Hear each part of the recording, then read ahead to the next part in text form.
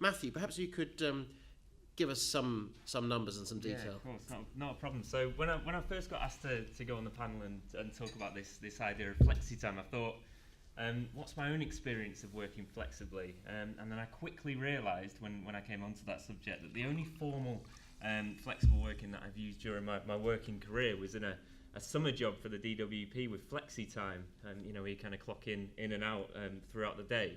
Unfortunately, I was so bad at using flexi time that after 3 months of working for the DWP, I had to give them back £200 of my wages because I'd used it so badly. So maybe not talking from a personal point of view.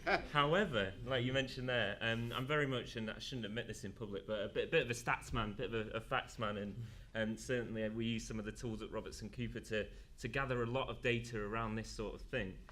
So I went back to some of the wellbeing data, and in particular I was interested to see the impact that flexible working has on the well-being of people in terms of their levels of stress and engagement.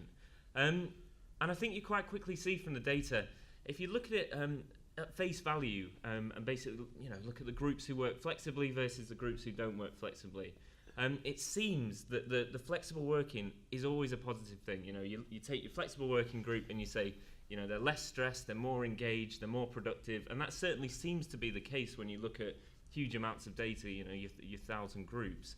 However, I think it's a bit more nuanced than that, and when I started kind of delving down into the data a bit more, there were real kind of interesting trends that came out, and I can touch upon some of these as we go through, but one of them in particular was around seniority and pay that people get within an organisation. So flexible working very much was seen as a positive for those people who are working in the lower grades, so your frontline staff, and the staff really who don't have as much access to flexible working normally.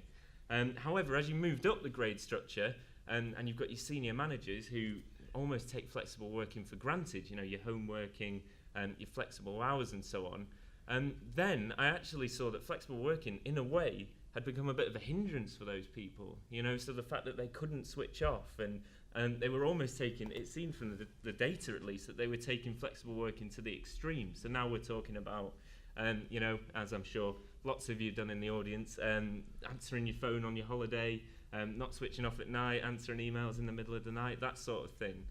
So I'm really interested, and probably don't have the answers to this from the data, but certainly really interesting trends were coming out that I don't think it's as cut and dry as flexible working is good or bad. I think it's very much down to the different grades, the different job types, job roles within different organisations, and also literally just the attitude about flexible working as well. So. Thank you, very helpful. Yes, I think that must be right. I mean, whose flexibility is always the next question, isn't it? Flexible for a customer, not